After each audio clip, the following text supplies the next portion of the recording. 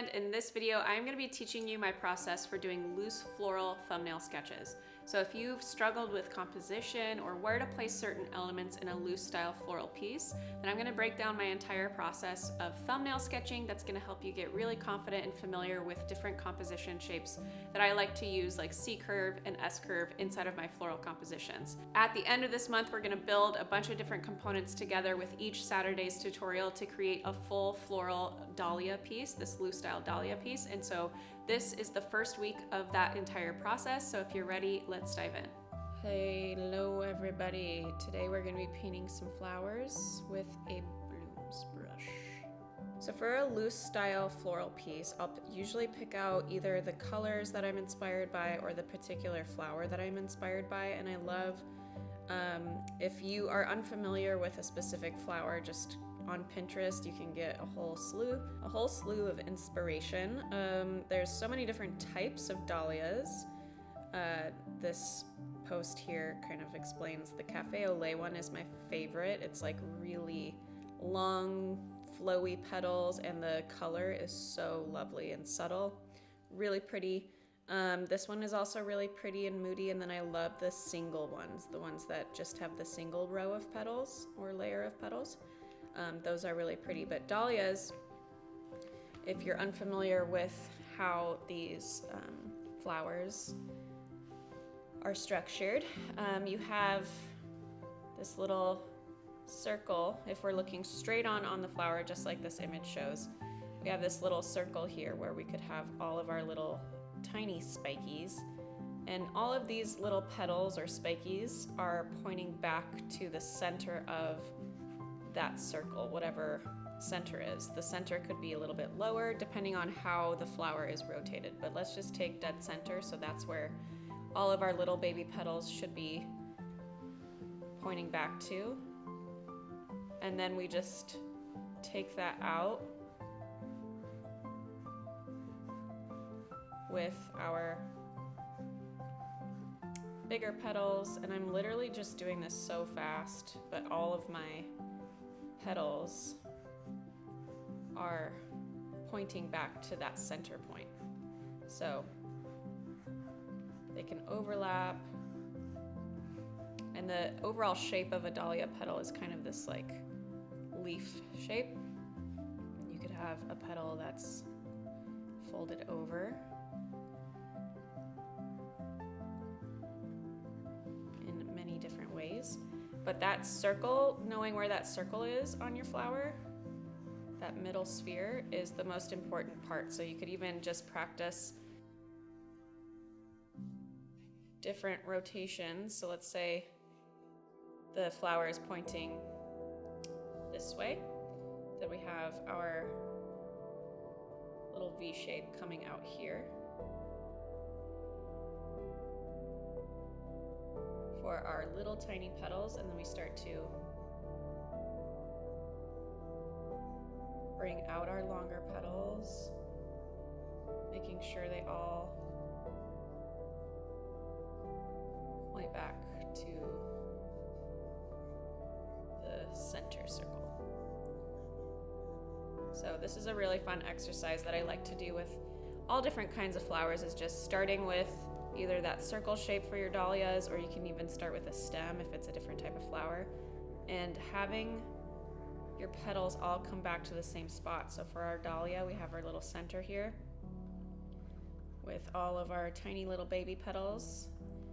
And doing these quick exercises are super important for getting that muscle memory down and just getting paint and pencil or whatever on paper. It doesn't need to look perfect, but the more petals you add to it, the more it starts to look like a dahlia. So we're just making sure to add a little bit of a point to our dahlia petals. But you could keep it really simple like this and have your sketches be done like this if you like to sketch beforehand, which I don't, but if you do, you could. So for all of these flowers, you have this obvious distinct center point or ball, in the center of these flowers. This one is especially obvious, and that's how that flower will start to unfold. It starts like a ball, and then everything starts to peel apart but stay connected at the base because that's where the stem is. And so you're basically creating a V shape around that ball with all of your petals. So you want to study the position of that ball. Obviously, all of these flowers are laying flat, and this is an overhead shot, so the ball is going to be straight in the middle, and it's going to be pretty straightforward there for the shape. But if you had a ball that was, or a flower that was rotated a little bit to the left or to the right, that will change where every petal is pointing on the flower. So just keep that in mind. It'll always point back to that ball in the middle, but the ball could be rotated a little bit at a different angle or position. So then next, before we start painting and going into what the color palette is and all of that, I like to do thumbnail sketches. So if you watched the tutorial series from January, you'll know a little bit about thumbnail sketching. And basically all you have to do is create a rectangle. It can be vertical or horizontal depending on what orientation you're gonna do your painting in. For this one, I know I want vertical because I want it to be kind of like a climbing, scaling vine of dahlias. Not that they grow on a vine, but I just want to see that shape. So I'm just gonna test out a couple different compositions on a free sheet of paper. This is just the back of another painting. You can do it on sketching paper or in a journal or whatever you want to do, whatever is a part of your process. And I'm just going to start off with a couple different options for composition. I'm thinking something like a big S curve here, a C curve here, and then this would be an S curve because it curves back around. So the big curve being in the top right quadrant, and then a small curve on the bottom left. We could also try a C curve composition, maybe something that comes down a little bit further. So we have this shape for composition that we're going to test out first, and then this C curve. So with these thumbnail sketches, I like to just start with where I think I'm going to place my big flowers first, and I'm just lightly sketching in these ball shapes that I then am going to make into my particular flowers. And I want this to feel very floral, like not many leaves happening, and I want to break up all of my sizes to make it feel a bit more organic and natural looking. But we have a nice flow of these bigger shaped flowers, maybe a bud hanging off that bottom right there. And in between, obviously, we have stems and leaves kind of framing these flowers. And so from there, I can then just decide maybe this is the ball for this flower. So we have this V shape. It's kind of like finding the opening of an olive. So if I have the opening of an olive here, that's where all my petals are going to point. If I have an opening of an olive here, they're going to all point like this. So it creates more of a side view for this one. So, and then for this one, we obviously have our petals pointing back to the center or to the ball. So it'll be more straight on for that perspective. And then we've got some buds down in here. And you don't need to have the greatest sketch of your life for these thumbnail sketches.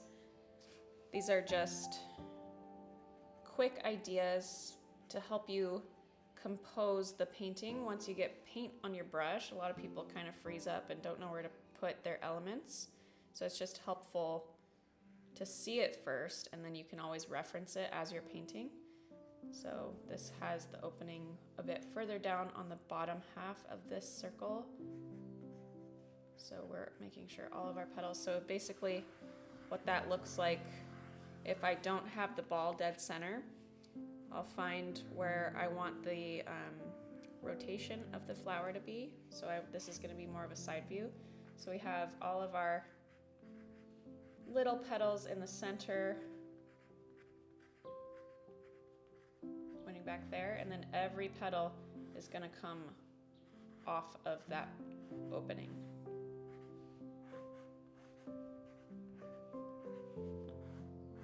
And I like to do petals that are more flipped up, which is just a C curve to an S curve for the petals down in here. February's tutorial was on a realistic peony, and I gave you guys a tutorial on how to sketch realistic flowers. And so if you're still struggling with how this all works, make sure you go back to those videos because it'll be very insightful for this process. So then once I finish out where I want, or ideas for where I want all my flowers to be, what position they're in, what angle, all of that, I'll test it out 1 or 2 more times just to see what options I have and what I like best. So this is a really nice flooded composition. I love how dense it is with flowers. That'll be really fun to paint. So now let's try out something that's maybe a little less dense. Maybe we have a big stem right here before our first flower. And I'll start kind of lifting eyes up the piece. 1, 2, 3 elements. I'll do 5. Another little bud drooping down. So we've got a big stem here. Maybe some leaves. And maybe this is where the center is.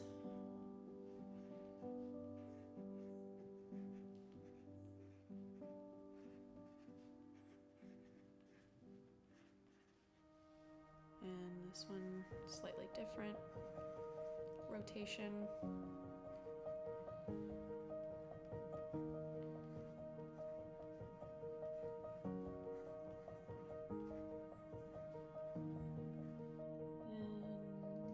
This one pointing up.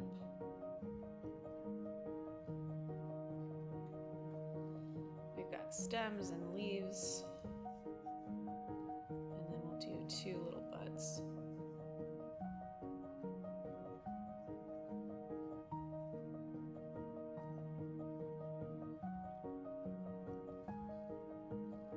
Like so.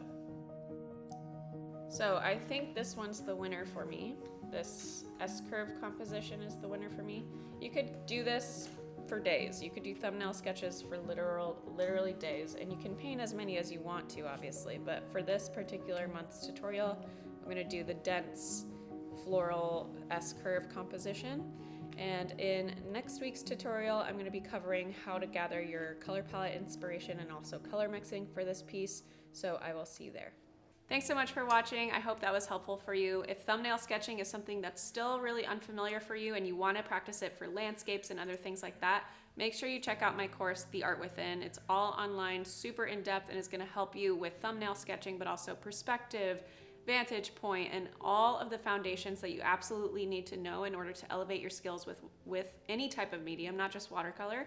And it goes into a lot more depth on how to develop your style as an artist. So if you're ready to really start to take your skills to the next level and develop your style, check out my online course, The Art Within.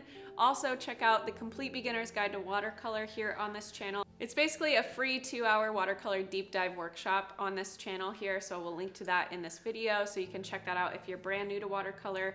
And also check out my books. Those are great resources for any level of artist, starting with watercolor or maybe a bit more advanced with watercolor. There's a lot of really fun step-by-step tutorials inside of those books. I have Everyday Watercolor Flowers, and Everyday Watercolor Seashores, which just released this last month, March 2024. So make sure you go grab those books if you don't already have them, and I will see you in next week's video.